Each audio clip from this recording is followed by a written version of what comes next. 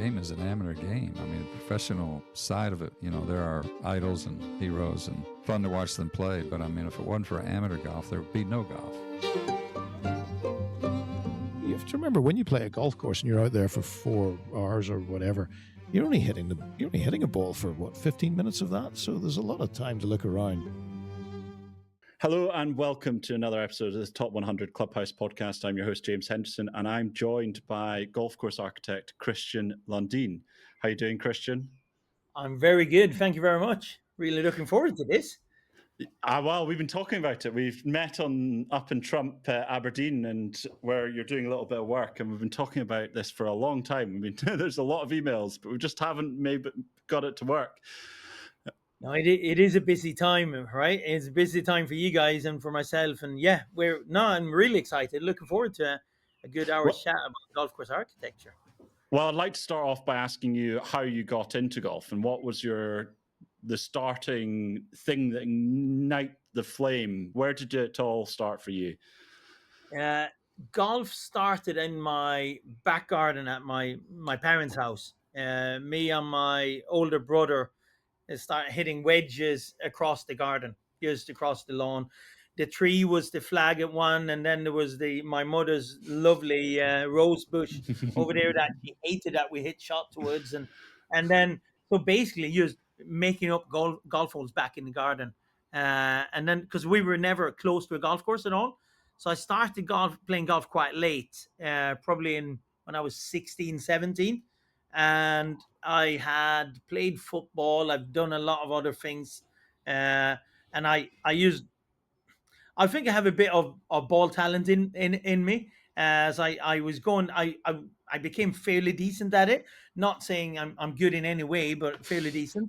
And then I just realized that I will never practice the 10,000 hours, thousands of hours you need to do, but this is fun. I can have some fun on the golf course. And I saw when you went out on a golf course, it's the only sport in the world where the course is the arena. It's different from every place you go to.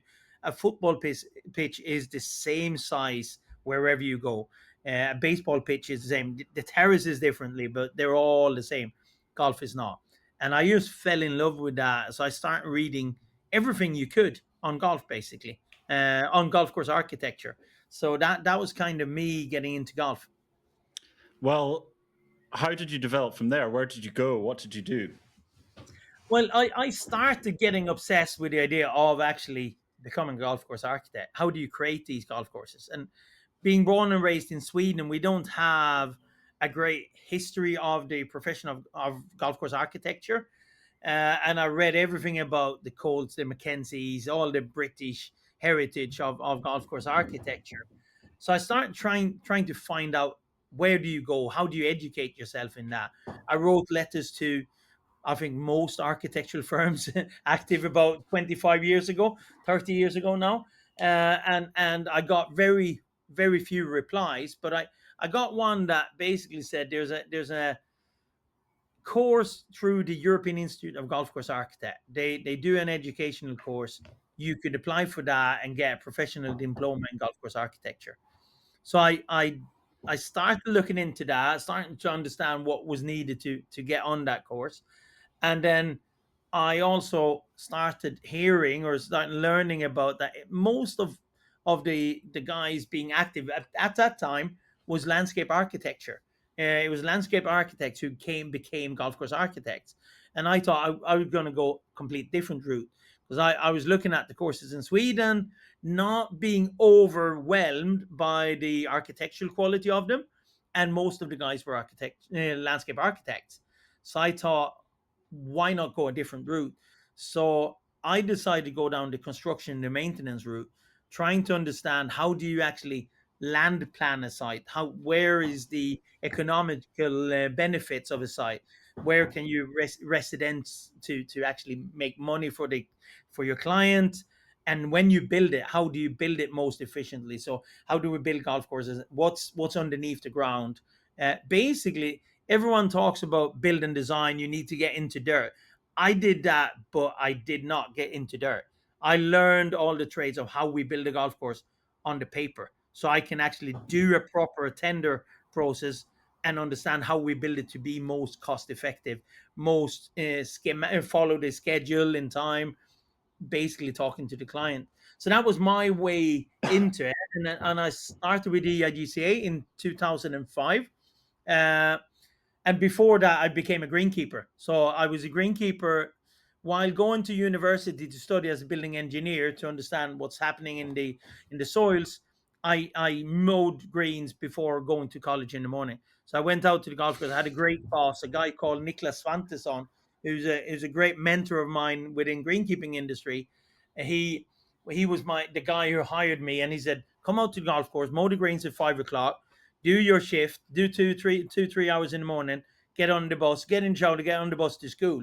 And so that was an amazing way for me to actually start working on a golf course, understanding everything. And then he took me in when he moved to a place called Halmstad Golf Club.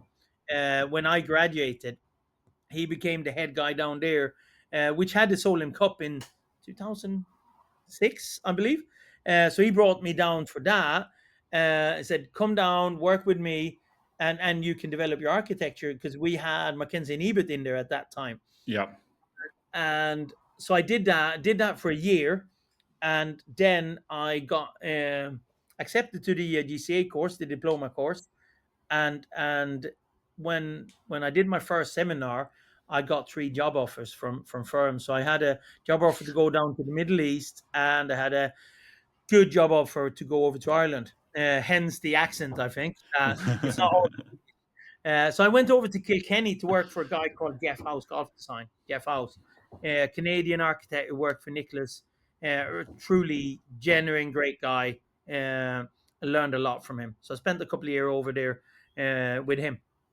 Well, out of interest, what did you take from the greenkeeping to moving into architecture? What did you have a solid base because of that greenkeeping experience, or was it the diploma that really gave you the base to be able to move into architecture?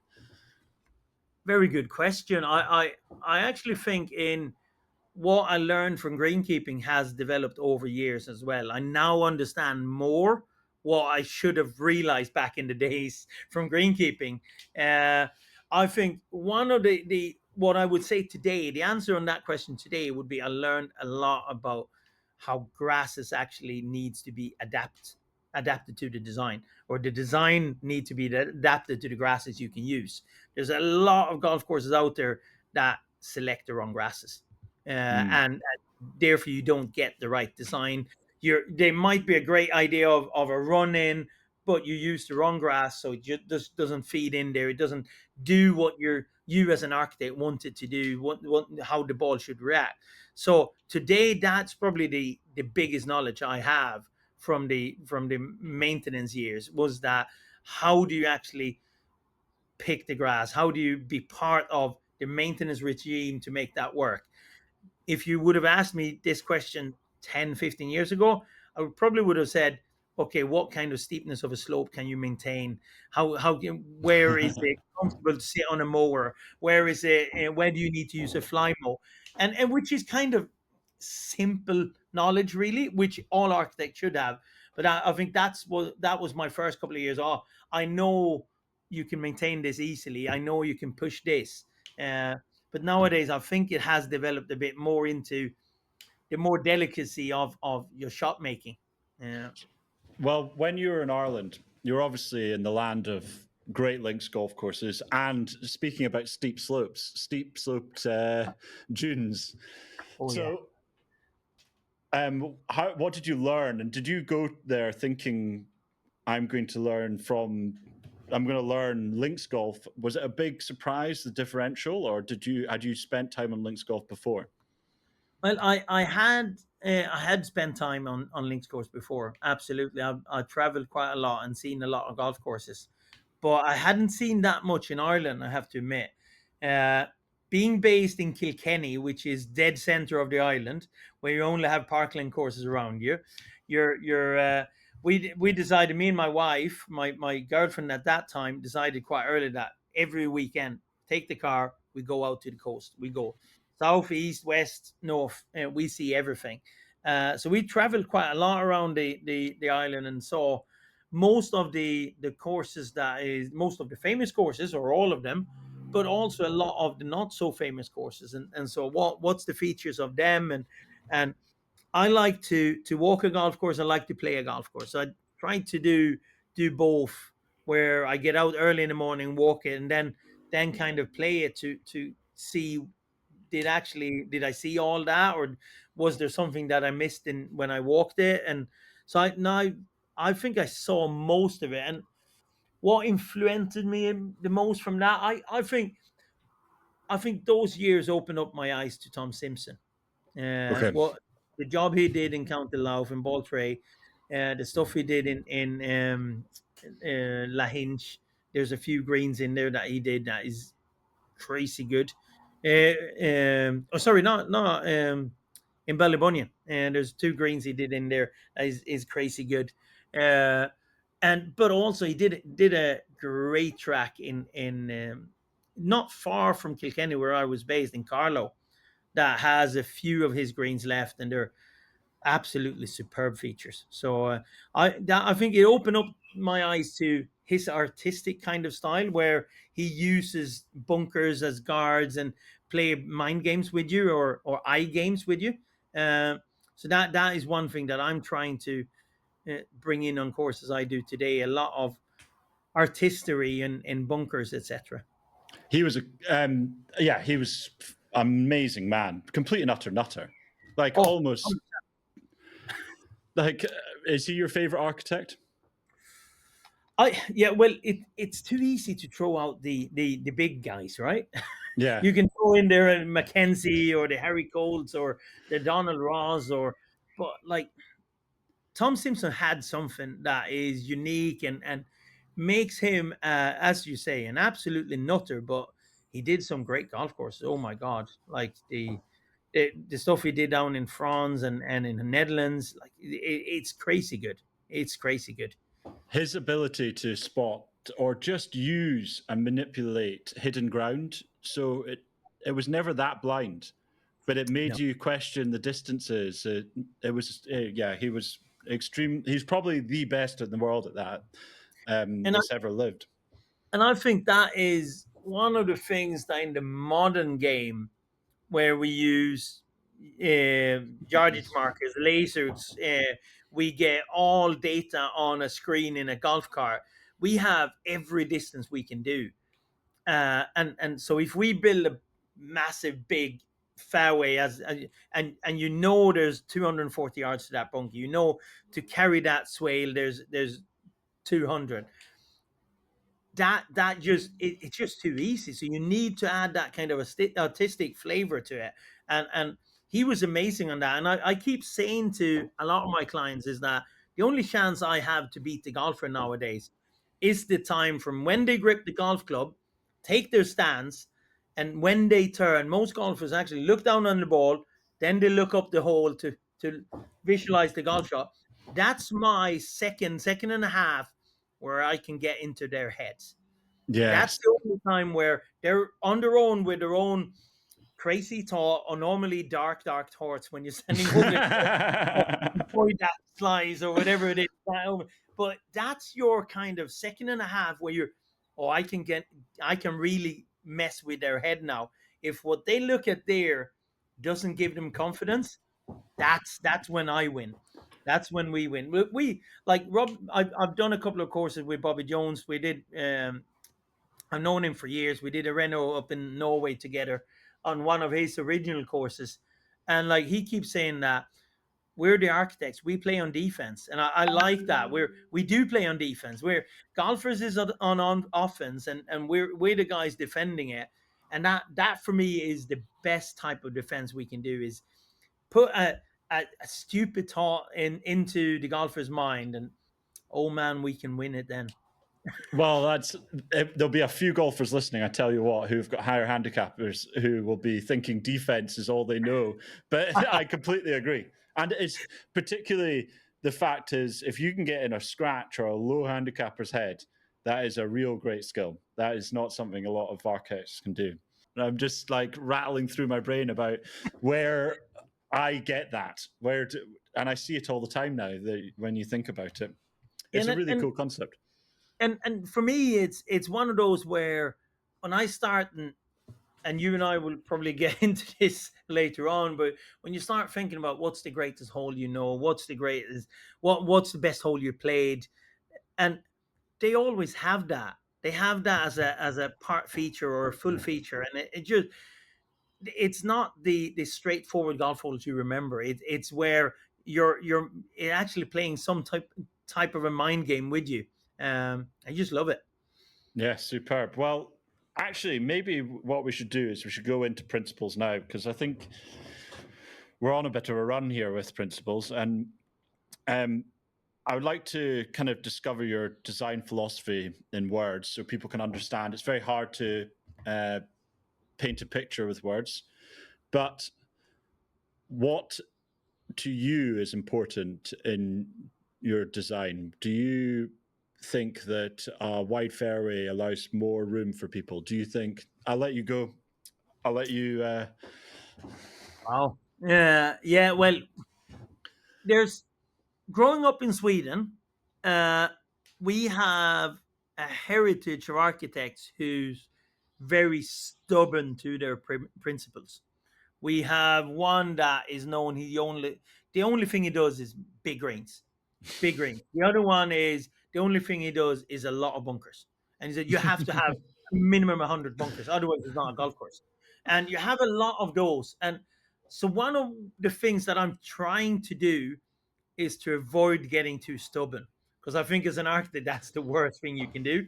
I try to be open-minded to influences from the site, from where you are. If I'm in Aberdeen, I should be influenced by that. If I'm in Sweden, I should that. If I'm in Asia, I should be that. Um, so that is something that I'm trying hard to avoid getting into a certain style. So when someone looks at a golf course, they should not say, "Oh, that's a Christian Lundin golf course." When someone says that, I actually get, "Oh shit, I failed." I think they should say that's a fun golf course. Then I'm happy. Uh, but what I do think makes a fun golf course is alternatives, is giving the golfer alternatives off the tee. We give the weaker golfer a bit of room. We'll give them definitely a shorter teeing ground so they don't need to carry the ball that long, etc., etc. But I do like getting a lot of width, a lot of alternative angles depending on you create your greens. And this comes back to Tom Simpson a bit, because he talked about his greens being the star, and then the fairways was the land, was everything following the star. And in a so that's kind of what we're trying to do. Is, oh, we have a back left pin, okay, you should attack that from the right hand side. Now if we put it in center, let's give them the room. They can use the whole fairway, but if they don't hit this type of a shot, they're going to be hard. They're going to be snookered. Or we want that short right. Well, then it's the left hand side. Whatever. Like so, I'm all for width. Width creates alternatives. Width create a lot of fun, and you don't lose too many golf balls, which is fun in itself. And I think also width makes the better golfer think a bit more, because they actually, if they're going to score, they need to find that angle to get into those pins. But then you come into a point where, okay, then you need to put contours into your green. And some places you can't overdo contours. Then you probably need to get a bit narrower and stuff. But like in giving them alternative, give them a lot of strategies. Not saying I'm a big fan of over bunkering stuff. I'm definitely not. But I don't mind doing bunkering, but in a different way. Why grass is a good bunkering as well. It's just that there's no sand in it. So using elevation changes in the fairway to create those kind of thresholds where you need to hit. I'm there's so many influences, so I'm trying to adapt to each site without setting too much of, this is my golf course, this is the way I do it. But if there would be one thing I would say alternatives and width. That creates a lot of fun. So my philosophy is to give them as much fun as they can, and not. I was a big fan of the U.S. Open and Open. I really was. I Oh, I love. loved it. I just love seeing them struggle for a week. It's 1 week a year. Let them struggle for once. They're so good otherwise. So, but it's that's not for the average Joe. There's It's just well, there's not often you get a major that anything can happen within 3 holes. yeah. You know, it's there was anyone could have won that in the top 10, top 20. You know, if they just it was incredible. It's so good to watch. And just what Yeah. Tyrrell Hatton was on for it, but he messed up the easy birdie on 17. Like it's great to watch. But we're not talking about we're not talking about pro golf. So is there any principles that you have that you don't often see? Things that maybe other people might not adhere to, or anything that you've experienced, like a golf hole or anything that you've experienced that you like to try and emulate because maybe someone else hasn't noticed? Wow, that's a good question. I wish I was the clever guy who found that holy grail. Yeah, true. One guy that I met many years ago, one of the really true greats in our industry, said that it's all about making everything is done. Everything that is origin is done. Now make your own versions of it. So I try to. We spend a lot of time here in the office trying to looking at concepts, looking at great holes, and saying, how can we do our version of this? How can we use these features? If we look at what they did in National Golf Links of America, like that, the way that Charles Blair McDonough brought those in, they look nothing like the courses in the UK that he was trying to emulate. But they're great. They're amazing golf holes. It's an amazing golf course. So we talk about a lot about that we're trying to look at what's great out there and do our version of it, see what makes it great, and then how can we do it, how can we improve on it, how can we do it to suit the site we're on. I do think today, and I think it's a risk that our industry, our profession is doing, everyone is with the next generation coming up, everything needs to be greater and better and cooler, and everything needs this next step up. It's so hard to do the next step up from Royal County Down. How can you make Royal County Down better? Like it's just not going to be like that. So I think let's refine, let's look at greatness and let's refine, let's see what we can do. But thinking that we can push it further, I'm not so clever. I can't do that. I'm just an ordinary guy. But in the way of doing it great for that client, making sure that client makes money on his product. So I come more into that. If I think there's a lot of my colleagues out there trying to push the boundaries so far that is actually becomes gimmicky, rather than great. And I rather do the great stuff and the good stuff that I know people will enjoy than the stuff that people look at going, that's odd. Yeah, well, there's a lot of that. You see how many golf courses come into world rankings and then disappear. Yeah, you know, it happens all the time. They become the cool thing on the block for 20 years, and then it's, you know, the lasting greats are at clubs like Muirfield and, you know, Royal County Down. They're not trying to keep up with the times. No. The big difference is places like Royal County Down, the chances of getting a site like that is almost nil. Exactly. They're gone. You don't get that chance anymore. There's very few people who get the chance to work on truly great sites. You're absolutely right. But for us, it's more about, I'm probably thinking of a few holes that I want to do my versions of, and I want to try when I find a site that has, like the 10th of Riviera. Every time I played it, I really enjoyed it, and it's just down to that angle. And I think I've done it on 2-3 sites where we shaped the hole, and walking it in the dirt and saying, "Nah, let's not do that. Let's not try to do it.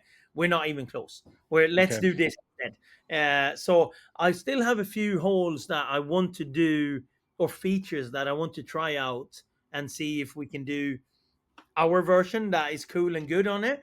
But there's I don't think I'm good enough in any way to come up with something new that people will copy in 100 years time. Oh, I'm sure you will. I'm sure you will. But one thing I wanted to ask you, and that leads directly into it, is what golf holes you think are so inspirational that you want to emulate them, and why? What makes them good?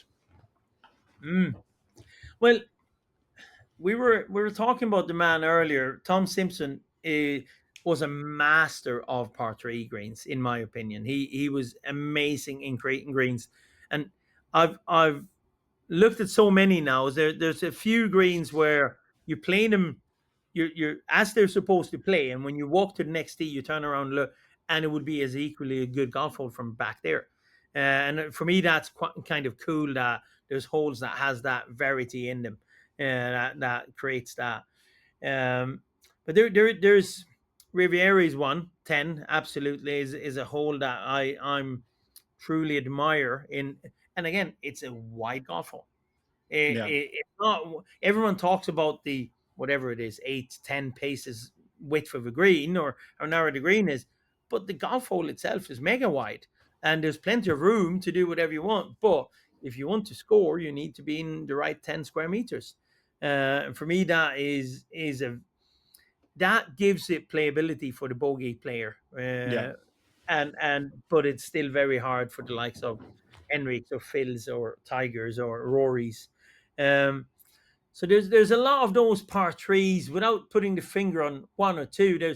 I know there's one that on Bully Bunyan that I always admired, and I think it could be the seventh, 6, 7, or 8. There's a par three in probably 7. That is a great little par three. Not too many speak about, because everyone speaks about the yeah, 13th little yeah. par three. But there's one there in the front line that is crazy good. Um, there's so many. There's so many, and there's so many. I've seen a lot of modern courses lately, Okay. especially the new builds in the US and stuff. And there's so many good holes that these boys have created. I highly admire what they've done. We played the EIDCA event just recently up in Dornoch, and what a place that is! It's just it's just one hole after another that is so good. Uh, I, I I still am, yeah, still think about Foxy to this day. That par four down the bottom is just like whoever put that at grade, that green, huge green at grade, plenty of room off the tee. It's just brilliant. yeah, and it's not like I played with one of our partners, and he's kind of looking, yeah, but there's no bunkers, there's not as cool as these, and no, but it's the simplicity in this, how great that is, how that run of those, and when we played it, he goes, whoa, that is cool, yeah, but it's probably the most understated hole out there in Yeah. how it looks in appearance. But it's there's so many good holes, and also how that whole land, how that routing works. You play 1 and 2, and you walk over that crest through the gorse, and then that whole bay opens up. It's now that's incredible, that spot. It's a But I very think well routed golf course. Very short well par routed. short par trees. I love short par trees. I like how I try to emulate that on a lot of golf courses. I think short par fours, everyone loves that, right? Oh, Everyone that is just not used enough. I heard a rumor about a fairly brand new facility that we're talking about building a 10-hole loop, I believe, of only drivable par fours. And oh. as a concept, and I you go, oh, holy, yeah, that's me. Bring me there. I'll bring me 2 pints out, and I'll spend a couple of hours out there. Yeah, And very much so. yeah, That sounds uh, amazing. yeah. When they told me the concept, I was just, why have I never thought about that? Because that is a great concept. That is a great concept. But The I also think the par fives in, like, we've lost in the world of golf. We've gone so much for reachable par fives, so we lost the true three shotters. Uh, I think a strong golf course should have a three shot par five, where the second shot is not just a slog. It needs to have strategy in it. It needs to have options, because that's a place where you can actually ask a lot of questions and you can get golfers to put themselves in a really difficult position for their third shot. Yeah. Uh, Well, that's it. It's asking different questions that you don't normally get asked, which is exactly what you were talking about earlier, right? yeah, exactly. So, how did Regolf start? Where did that come from? Regolf started in 2008 when I left Ireland. I left Jeff House Golf Design on the because my wife was pregnant, so we were going to move back to Sweden, the land of the social welfare, so we could utilize that in maternity leave for my wife, and now getting home closer to the families, basically. So that was the idea, and I didn't get the opportunity to. There's no other big firms here, so I started up my own design business and joined forces with an old friend of mine who I studied the GCA course, a Canadian guy called Ryan Crago, who was an intern with Tom Doak for a couple of years. Um, so Ryan and I started up. He's being in Canada, me being in Sweden, and then um, we got just 1 or 2 years later. I got one of the guys I worked with at Jeff House who wanted to join in, who now is running our Irish office, Jeff Lynch, a really great architect in his own right. So that's how Regolf started. And Regolf, Re stands for remodel, revitalize, restore. It's a way of everyone uses their own name or their geographic location for. There's a world golf design or whatever, Asian golf design or whatever it is, or their own names.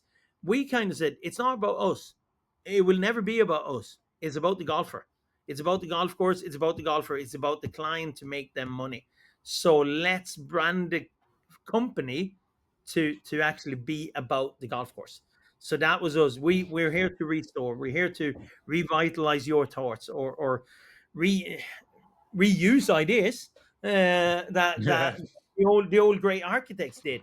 So that's the elevator pitch of Regolf. Well, out of interest, you said obviously making money for the clients is obviously the most important thing in terms of getting courses built. But do you think there's been a massive shift in the IQ of the general traveler in terms of the quality of golf course they expect wherever they go? Oh, indeed, indeed, and I think, well, media has done that, right? And especially social media, the way we see great golf courses in the phones every day. I'm being out on site and showing a shaper, showing a client, showing a greenkeeper. We start looking at pictures. We get into Instagram accounts. These guys are doing this. Why can't we mow the grasses like that? Why can't we shape like this? So indeed, it has changed the way we travel, and I think it differs around the world as well. I think there's if I look back again, I'm not being all negative about Swedish golf, but the Swedish golfer has been trained by the professionals to go to certain places. So they go to Spain because it's good weather and the rosé wine is cheap enough. So we go there, or we go to Turkey, or we go instead of going to great golf courses. Uh, but giving it the last 10 years, I can see a lot of Scandinavians starting to go into great golf courses. And that has changed how they look at the product they're asking for. Uh, UK golfers, a lot of them are already seen a lot, travel a lot. US guys, US travelers are like the guys who comes over to Europe is normally very well educated. If you start talking to a private club member in from the US on one of the good clubs, they know the name of the superintendent, they know the architect who did it, they know the history of the club, and for Yeah. me that's amazing, and that is shows that they care. They show that they care about their club and about the golf course. And I think that's coming to Europe. I think we see that shift, and we've seen it. I keep preaching about the new concept that private destination clubs, because that's what we see now. People go, people are members at their private clubs. They now want to go to another destination, but they want that to be a private club as well. The Hogshead, the Lisboards, the Taraitis, the hopefully the Crownwood Club that we're trying to build over here. That's the target of those places, and it's a big shift, massive shift. That's a really interesting breakdown of US versus European understanding. It's like they know the architect, they know their superintendent. I don't think many in the UK do know that. I wouldn't say that many know that Harry Colt did their golf course or know who their superintendent is, unless they follow the weekly thread about why there's moss growing on green 4.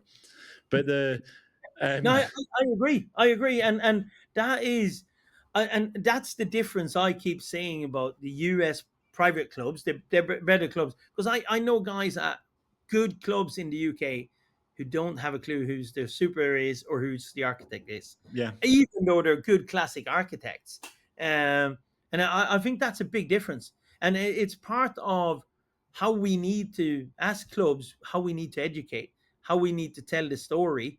Being a better storyteller about our golf course also gives them something more to care about than, oh, we have moss on that fourth green and it's terrible today. Oh, there's reason behind it. We had this architect, this was created, and there's, in most places, there's reason why things looks as they do. There's yeah. why they were built that way. We can talk about stupid holes or stupid features. There's most likely a reason why that ended up like that. Yeah, well, that's it. The amount of times I've heard someone say, "Oh, we should move this green here." It's like, well, that's where an underwater thingy is, or people don't realize the complexity that goes into thinking about the routing of a golf course. It's not just as simple as this makes a better hole. No, and well, I don't know if I should say it, but I'll do. I won't name the golf club. Uh, we're working on a place, or have worked on a place where we're probably on the 14th routing, right? Like, and we do a lot of routings before we get the final one, but we've done the final one, and then we start to do new ones because the board or the owner gets involved, or the committee. So we're on the 14th proper routing plan. So we've done full packets of mass grading plans, drawings for a lot of times in this project. And basically, one of the days we walked around with one of the committee members and goes, this really the best golf course out there. You've done the most out of this side. And I just couldn't keep my mouth shut, because this guy was one of those who actually forced us to change one of the best routings on the place. No, it's not. It's not. It's simply not the best out of this site. It is the best of what you wanted here. Yeah, You wanted the returning nines. You wanted the first to not be a par three. You wanted the first not to be a par five. There is all these things that you tweet ended up with the routing we have now. There's a much better golf course out here, but you're never going to see it. It's in my head, and I know it's 1,000 times better. But this is what I'm delivering, and I know you're going to be happy with it, because no one else, apart from me and a few others, will know what it could have been done. But it's and I think it's on every, and that, when people ask you about special projects which you have closer to your heart, I think that's the projects where, this time we actually done the absolute best out of it. We yeah. maximize this effect. Well, out of interest, going on to some projects, I know you've got a very personal project you're about to open up this week for preview play, where Yeah. you got involved with Stenson, Henrik Yeah, Stenson. And absolutely. I'm right in saying that you and Stenson are both personally invested in the Indeed. site. Indeed. Um, Yeah. Tell us a bit about it and what it's been like at Crownwood. Yeah, well, if I start with Stenson, I met Henrik back in 2014, 13, 14, something like that. And when I was over in Ireland, I did work for, or within the Jeff House brand, we did work for a couple of signature projects. Uh, and I said I will never work with a professional golfer again. There's no chance. Uh, but have met Henrik through a mutual friend of ours, and started to understand his interest into golf courses, how he wanted golf courses to look and feel and play. And I also realized that he would never put his name on something that he's not saying he needs to be 100% committed, because he realized he has a knowledge as a golfer, not as a golf course architect. So after talking together about it for 2 years, 2.5 years, we decided to take the leap and start form Henrik Stenson Golf Design, where we do a 50-50 split on working together. And we did the project up in Stockholm called Österåker as our first golf course. Uh, in the middle of that, were, well, we were proposed to. There was a client, or it was an investor who came to us and said, "We have this site. Do you want to look at it?" I've saw that site about 6 years earlier, walked it with one of the original owners, and thought it was amazing. It was one of those last sites in Sweden that is zoned for golf. So it had a planning permission which could not be changed. You could not. It was the easiest one to start to build a golf course on, because it was all zoned. It was pure sand. It's 300 meters off the ocean. So, and it was about 100 hectares. So 260 acres. So Amazing. a big enough site, pure sand, pure golf, no housing. This is it. So there were 4 founders of that project who came to us and asked, could we look at it? We took it on, looked at it, created a routine, created a design, trying to help them to raise the funds, trying to bring in more investors, and ended up by basically not getting to the point where they felt they could go ahead with it. They didn't find enough money. Golf at that time was at the downturn in Sweden, so I ended up buying the site off them, basically saying, guys, this is too good to pass on. And then I went back to my good old school days, and where's my land planning skills on this one? So I sussed out the same landowner who owns this land, um, who's a duke, has a castle about 2 kilometers away, a lovely medieval castle. Uh, he basically owned a bit of land closer to town, which we could zone for housing. Okay. So I bought that of him, with bringing in an investor, a good friend of mine, a Norwegian guy who I met when I was working with Bobby Jones up in Oslo. Uh, so I bring Arild in and said, "Do you want to be a joint partner with me, Henrik, and yourself, to do this golf course?" And he did. He joined in. So we spent a lot of time. I spent a lot of time. Arild spent a lot of time, a lot of money on the zoning a plot for housing, which is adjacent to the site, but it's split between the site and the housings. There is a railway track.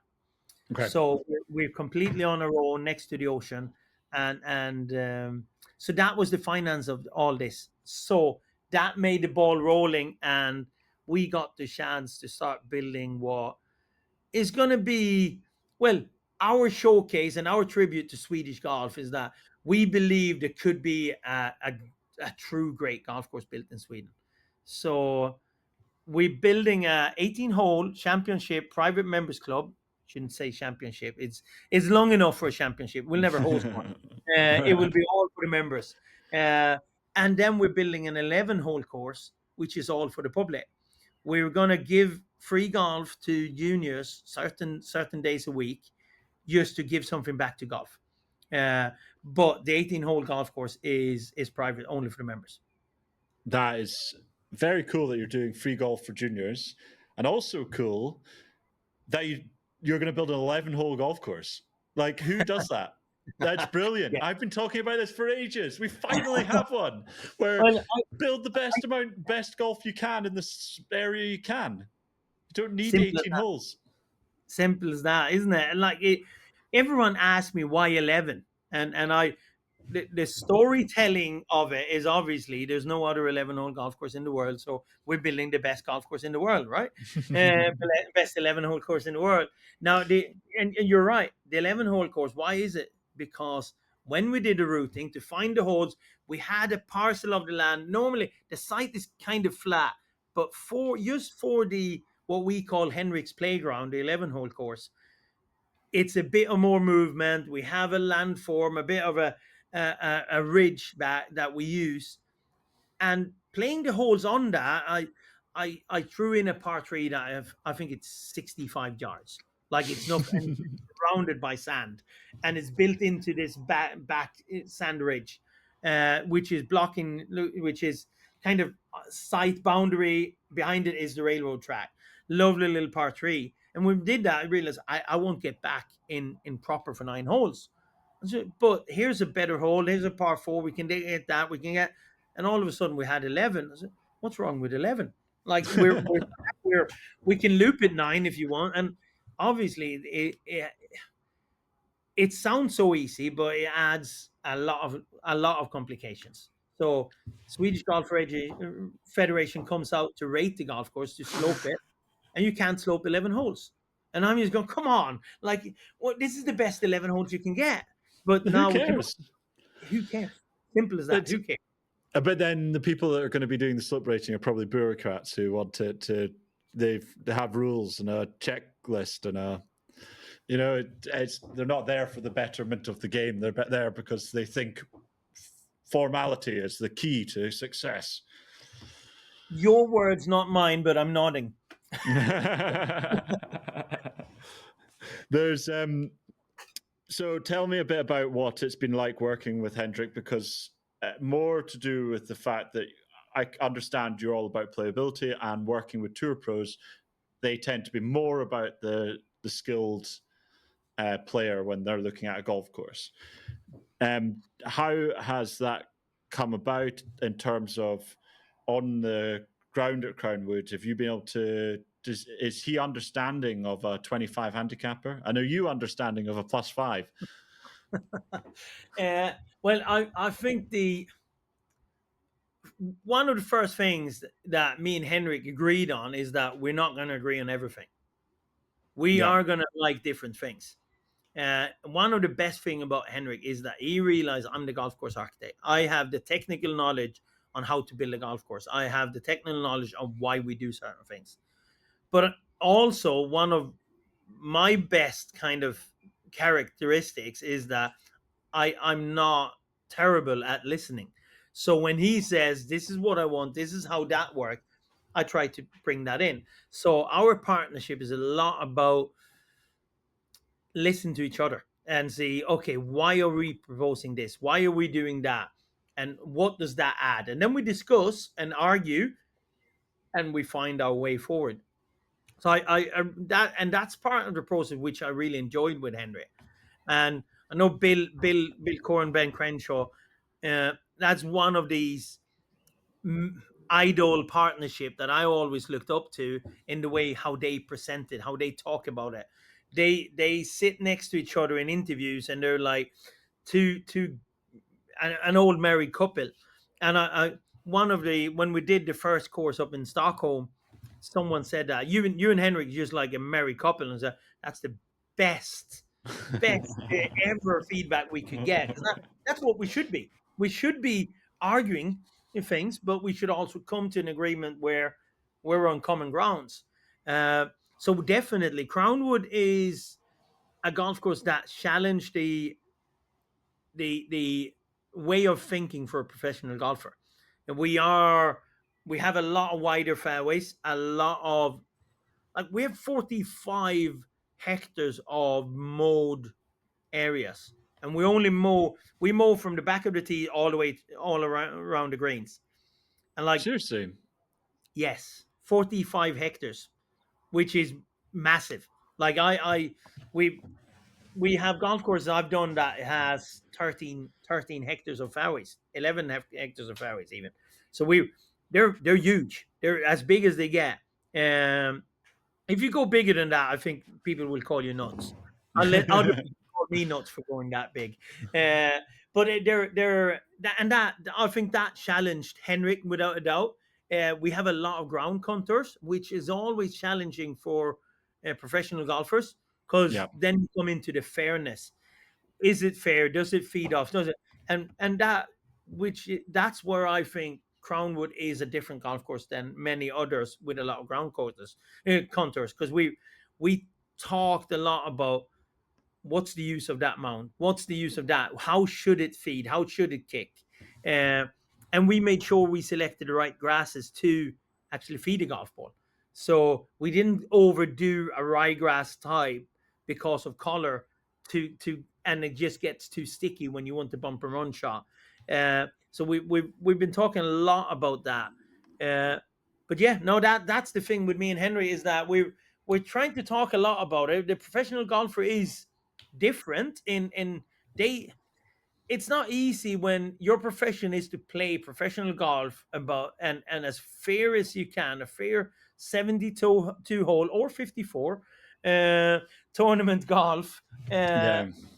on and it's all about hitting that shot. It needs to be fair. If you get in bad bounce, you could lose a lot of money, and you can use some of them actually lose their living on it. We tend to look at the guys who lives in the mansions and all of that, but there's a lot of players who gets an unlucky bounce and loses their living. So I understand that point of view, but our job is actually to look at the other 51 weeks of the year, Yeah. which is bringing the money to the client to make the client survive, make their facility the best. And I think Henrik's been very good at that, but he's also adding the flavor of, this is what a good golfer would do. This is the shot a good golfer. How does that react? How do we accept that shot? How do we challenge that golfer? Which is probably quite handy. You've got one of the best golfers in the modern era with you, so you can turn to him and be like, right, I want this to be difficult for the pro. What do we need to add to this? Where's the difficulty? It's one of the funny anecdotes. One of the first walkarounds with Henrik on our first project was, we had a par three which I created stupid length on, and I thought it was because Henrik is a great iron hitter, probably arguably one of the best, and I said, that's a 5 iron for you. Like, it's 200 meters, 5 iron. You probably even hit a 6 iron into that. And he goes, I hate that. You should not get a par three that is 200 meters longer. You should probably not go over 108. And I'm kind of looking at it, hold on.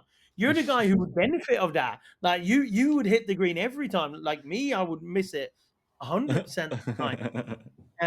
But and I think that's one of the great characters of Hendricks, is that he looks at it from a, well, even if he makes a benefit of that shot, he doesn't see that as beneficial for the golf course. But there's a lot of, over the years we've had a lot of discussions on ball flights, ball shapes. Henrik is one of those rare guys who's obsessed about that you're picking the right grass for the type of shots you're asking for. He is extremely easy. He very often criticizes a lot of modern golf course because they try to create links shots, links holes, and they put Bermuda grass on it. Yeah. And I agree with him. Is then you should not. I know it looks good on Instagram. I know the look is cool with this flashy and bold shapes, but you shouldn't do it because it just doesn't work. It's not the type of shot. For me, a guy who does that, they've probably never been to Ireland or UK, never seen a ball run, never played a links course in July where the sun has burned it down and where it's brown and it just runs. And it's the best feeling ever, isn't it? I love it.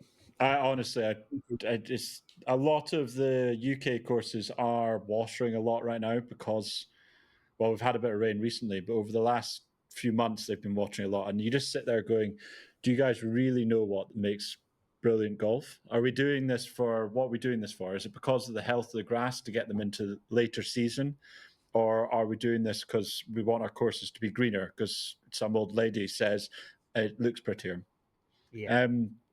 I don't know. I find it interesting. And I know there has been issues in the UK because of big dry spell start of the year. And I think Ireland had the same dry spell. Yeah, they did. They browned out very early. But anyway, I just find it really the best thing ever is when you go to see American and they're like, "Oh, my course is playing really firm and fast, and everything's just sticking constantly." It's like, what do you mean firm and fast? It's like it's running at like 11.5 on the stimp meter. It's like, Yeah. what? That's firm. Yeah, exactly. No, you're absolutely right. And I remember, I can't remember which year it was, but someone gave me the stimp meter of the fairway of the old course for one of the opens, and they were running like 18 or 19, and I was like, "That's firm and fast." That's now design is different because now you need to know that that ball is going to shed that way because the ball moves. Um, Well, you've that, told me already before that you run around with a basketball. yeah, exactly. Yeah, well, that's the old trick of the book, isn't it? The only thing I found that works on sand or root zone or sand cap is a roll of basketball. So when we're building golf courses, I kick a basketball around to see how does it feed into the green. So for me, that's the only way to understand: do we actually design what we're intending to design? Uh, you can easily stand there and say, "Oh, I'm going to get this to feed right to left," and you think you put 4% on it, and you think it's going to work, but you don't really know until you kick the golf ball on it or roll the golf ball. And when I compare hitting a 6 iron bump and run when it's grassed to how I kick a basketball around, it is very, very similar. So I do run around the greens with a basketball and see how it moves. It's and people think I'm a nutter doing it. So you open up for preview play in a couple of days. Are Indeed. you how? Tell me how excited you are, and also I've seen some aerial shots. It looks fantastic. But what do you? There must be a bit of nervousness to you right now. I'm interviewing at the wrong time. Yeah, exactly. Yeah. Well, maybe the only time. Maybe I disappear after next week when I hear everyone telling me how bad it is. No, it's well, this summer I we have Crownwood opening up in just a couple of days, as you said, which is going to be amazing. I'm getting the absolute privilege of hitting the first tee shot with a group of friends on Thursday, and I'm really looking forward to it. It's still early days. Like, our baby's only 10 months old.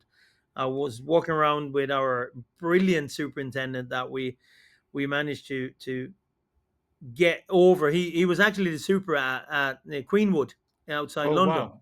Yeah. So I got him to join us on because he believed in what we were trying to do, and really fell in love with the site just as me. So did you call it Crownwood? Because what's above a queen is a crown. Yeah, well, that's the story now. That's what we're trying to explain now. Well, basically, Crownwood is a fun one because we work with trying to find a name, and which is always hard. Many opinions, but the land, just this part of the land, is a nature reserve, and or next to this land is a nature reserve, and that is called Kronoskogen in Swedish, and that is Crown Wood. It's basically the Queen's forest, the Queen's. Oh wow! So it was land off the crown, and that's why we call it Crownwood Club. And we took away the golf just club because we wanted to be more than just golf club. It's a golf club, but it's a more a family place where you come and enjoy, have fun, do a lot more than just playing golf. So, but no, it's exciting days, and then in another month's time we open up over in Aberdeen as well. So I have a quite fun summer ahead. Yeah, I know that you've been super busy, and I really appreciate that you've managed to find an hour for me. Of course. Let's talk about what's going on in Aberdeen. You're finishing off the golf course at Trump Aberdeen, and right now, really. Yeah. And it's a very exciting prospect. I've had a couple of people that have walked it now, including myself, who have spoken very highly of the site. And the big question is obviously going to be between the two locations. You've got the old course and then the MacLeod course, which is the new one. but there's going to be a lot of comparisons because I know that advertising is saying best 36 in the world. But then you've got Castle Stewart opening at a similar time with Old Petty and Castle Stewart. So there's a bit of a. It must be quite cool having the kind of tension between it all, but exciting for you. Oh, it's amazing time. It's amazing time for Scottish golf, Yeah. without a doubt. The greatest 36. It was actually we sat down quite early and talked about what's the level of this place. And when I walked the property first, I came in fairly late into the project. I've been involved in, well, since January last year. So I've been part of all the fine shaping, all the bunkering, all the strategy, all the greens, all of that, but not the initial routing stage and the master planning of it. Uh, but one of the things that I came in when I walked the site is that, guys, there's a few really good 36 hole developments in the world.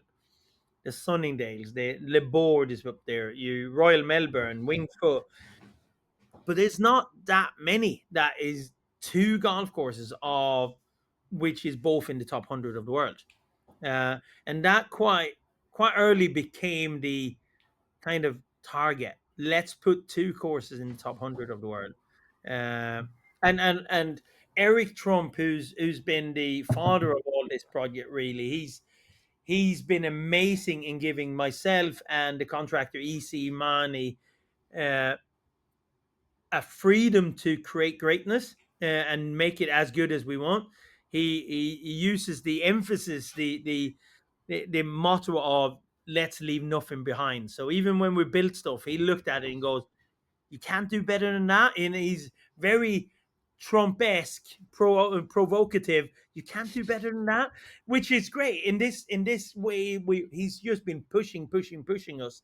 So and the site this estate is just incredible. Like you, as you saw, Yeah. we come out of kind of flattish farmland that we've created something spectacular of 1 and 2. You come into then the wetlands on 3 and 4, which is something that very few golf courses in the world have, that mixture. Then you go through the heathland, which we've done quite a bit of work to since you were there, Oh, which wow. in my opinion has created 5 as one of the really strong golf holes on the golf course. And then 6 also in the header, and 7 being the par 3 being a gateway into this massive southern dome of just pure sand dunes and cool golf shots. If it's golf haven in there, really. And then you come out on what I know a lot of people would say is the lesser land, which is probably right. It's a connection, but I think 15 is what I said before, this the lost art of a 3 shot par 5. I think the more people will play 15, they will realize that second shot is the most important shot in that golf hole. And there's very few par 5s like that left in the world, where the Yeah. second shot is so great, so important to get right, depending on where you green. The green complex is not very hard, really, but if you don't do your second shot properly, the green complex is super hard. Then you get a bit of you coming back. 16 is a par 3. 17 is is now growing into, and it needs to mature. Those 3-4 holes need to mature, and they are by the day. So now I'm really excited. It's a really good golf course out there. Well, I've heard many good things about it. So not just since my visit as well. Things people that I very much respect saying very high regards for it, which is very exciting for you, because at the end of the day, this is really, I know people knew you before, but with Crownwood and the new course at Trump Aberdeen, 2 large scale projects at the same time, and probably the 2 biggest projects you've worked on, and Indeed. it's a chance to really get your name out on the world stage. So it's quite exciting. Yeah, super exciting. And as like you started asking the question about the old and the new in Aberdeen, like how do you, when you have a great golf course like the old one is, how do you complement that? How do you do a second golf course to that? Been a super hard task. We didn't try to do something super different, but we wanted it to be different, but not in. It couldn't be a mega wild or flattish golf course. It needed still to have the wildness of the site. So it's now it's been, for me, all the fun is now ending because I've done all the fun. I've been building those two golf courses for the last 24 months or 36 months. But I guess now the fun begins for everyone else, and I'm really looking forward to hear all the reports of people actually enjoying the places. I think now this is a wild statement, but I honestly think that the memorability factor in the new course will be greater than the old. And the reason I say that is because of the fact that you have the different recognizable 3 or 4 hole loops within the golf course. You're going to have a very memorable golf course because of that, which is always a good thing. Yeah, I should probably agree with that. Yeah, no, and you're right because links courses. I remember one of the things we said in the office back in days in Ireland was links courses is hard to remember all 18 holes on because they not that you don't get the Eisenhower tree or the ponds in there or but this new course actually does that because it brings you through different ecological zones and different kind of type of landscape. So now you're probably right. It's easier to remember, and hopefully that could be a good thing for it. Right. Okay. So moving on to my final thing I want to ask you about is just a fun one. I want to know your top 5 favorite golf courses and why. Favorites, not best. Just your favorites, the one that mean the most to you. Okay. That's a good challenge. I forgot about you keeping asking that question Yeah, on your yeah, yeah. We can always come back to it. Don't worry. No, you're fine. You're fine. Well, I've touched it before. Riviera is definitely one that I truly enjoyed when I played it, and I keep saying the diagonal hazards on that golf course, the way it sets up, it's a George Thomas masterpiece. I really loved it. The times I've been there, so that is absolute one of the highlights. I'm a member over at Hogs Head in Ireland, and it's probably more because not my member. I love my membership. I love the club. I love everyone there, and we have so much fun playing golf. And the director of golf is amazing in the way he sets up tournaments and sets up events with the members. So that's my happy place to go to in golfing world. I really love Hogs Head, so it has to be on my top 5 list without a doubt. Um, I've crew. They're so important, right? It is so important for a golf course. If you're a member of it, it's you're joining the club. You're not joining the golf course. It's I've 100%. talked about this a million times. You should be wanting. You're not. You should never join somewhere just for the golf course. The golf course comes second to the club I agree. because playing a golf course by yourself for the rest of your life is never going to make you happy. It's the people that are around it and that make it. I couldn't agree more. It's and that Hogshead has really shown that to me. There that is such a good place to go to, and camaraderie about members, and that's this we talked about this private destination clubs. That's a private club which 99% of all members does not live within 100 miles from the golf course. Most guys fly in from the US or from the rest of Europe, but it's just when we come there, we have fun together, and that camaraderie is amazing. Uh, I think I have to mention like Halmstad Golf Club has a special place in my heart, without a doubt. I think that is one of the best rooted golf courses around. Oh Uh, wow! it goes through all these mature pine trees, and I just love it. They've, in my opinion, they need a greensware model to restore what was there in the past. They need to bring back that kind of turf and a bit. They tend to get it a bit too lush, a bit too green. And that's because that's what the members want. But I think it's one of those places that would be better for us golf course lovers if it being brought back to the glory days a bit more But in terms of look. sometimes you need I've seen it a lot with golf courses where you push a golf club towards what's right in golf course architecture or golf course upkeep, and then you tell them now it's special, Yeah. and then they realize, oh wait, actually I do love this. I just was watching the TV too much, like I was seeing the American green grass of Augusta rather than thinking about what was best for the golf. And if Yeah. you just compliment on them on their golf course after the work's been done, they can kind of, or if they get a recognition of a ranking, or it can always be Yeah. a positive thing. Absolutely. So what's that? That's 3 courses, right?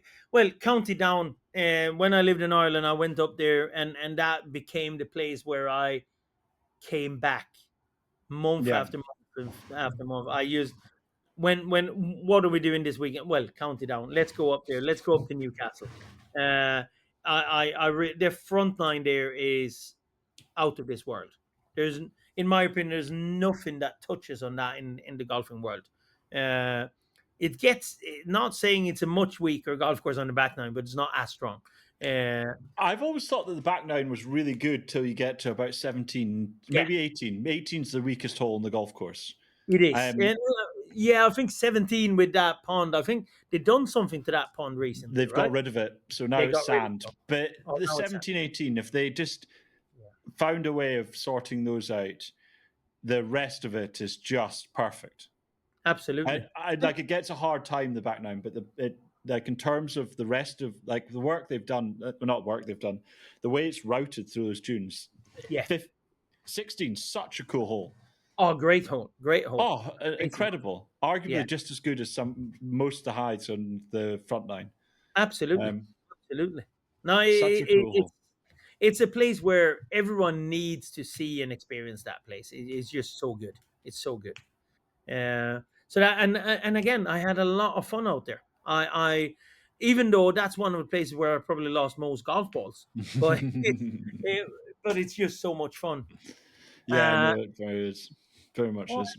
Fifth one. Well, I'll throw in one of my own where I have a few where probably have a lot of heart into them, but one of the latest I did was Stockholm Golf Club up in city center of Stockholm.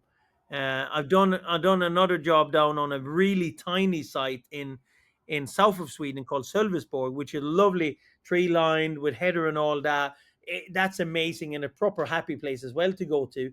But Stockholm Golf Club, we got the opportunity to restore the Harry Colt, or actually it was the Morrison of the Harry Colt brand. And we got a chance to restore that. Is that now 4 years ago? And so we brought back the bunkers into the original spots. They lost a bit of land to the city, so they lost a few holes. We actually took one of the holes, which we found contours for, old contour maps, old aerial maps, and we brought it into another situation on the site where the contours are very similar to what it was over on that side. So, and that, I was up there this week, drove around with the greenkeeper looking at what does it look now 2-3 years later on, changing mowing lines. And I just sat there for an hour next to him. He's gone, just go another lap. I just enjoyed this. And it's just a cozy little golf course. They tend to say you play around the golf there in 2.5-3 hours. It's not a Mickey Mouse golf course by any means. It's a proper test of golf, par 69, 68, 69, something like that. But it's super hard. Like it's super tricky. You need to hit the prop shot, but I always hit the driver because I take all the risks. But the old pro and he goes, you need to play this shot to get that angle, and it's just, you can see the Colt inspiration to Morrison on some of the green locations and stuff. And when we brought stuff back, we we had old pictures from when the royal family played it Oh 70 wow. years ago, black and white pictures, and we basically put the bunkers back in the exact same location with the exact same shapes, which was an amazing journey, amazing little project. So that was good fun, really good fun. That does sound like a lot of fun. Right, that's 5. Is there That's anyone fun. any others that you want to add, Oh, or I could keep going for an hour here, James. well, I think we should probably maybe save that. We'll say your next 5 next time you come on, because I think I'm going to come up and see you in Aberdeen, and I think we're planning a trip over to Crownwood. So, I'm looking forward to it. and You're if gonna I, get tired of me. well, I'm hoping we'll be in Crownwood together. Yeah. If we can get the dates sorted out. But I'll definitely see you up in Aberdeen, which will be a lot of fun. Yeah. Well, thank you very much for coming on. Appreciate that a lot, Christian. And is there anything that you want to add, that maybe a design principle or a thought or a thing that you've got told in golf, just to finish it off? Is there anything a line that someone told you, or that you haven't said yet, that you think maybe? I've tried to, every time I meet great people, which do great, you just try to listen to what they talk about and try to understand and learn from the best, from the people who know. Most people know more than yourself, so you're just trying Yeah, to listen and take that in. And there's so many good things that I've heard throughout the years that you bring with you. But line of charm is one of my favorite expression in golf. That line, create a line of charm that will bring people back. And that, you're right, like you're standing looking at, it's just not grass all the way. It's a contour, or if it's a hump, or it's a swale, or it's a bunker, or whatever it is. That is one of the things that we always talk about. And it's one of my. I think it's just a nice word, line of charm. It's a nice little sentence there that just it tells it all. What a yeah. golf course should be. Yeah, well, that's it. It's all meant to be fun. It's meant to be enjoyable. It's meant to be a pastime for the majority of people, 99.9% of people. It's a Correct. pastime. It's the thing you play with your friends. It's social. It's engaging. It's the only sport you can go out for 4 hours and chat away for 4 hours. 100%. So it's a very special thing that we're both in. But I've got to go, and I believe you do too. You've got plenty going on, and I wish you all the best with Crownwood and the opening. I'm sure I'll see a few snaps of it appearing in social media soon. I'm sure you will. Thank you very much for having me. It's been more great. than welcome. I really enjoyed the conversation. Next time we'll get into it in different settings. But thank you very much, Christian, and I'll see you Thank you again very soon. much. See you.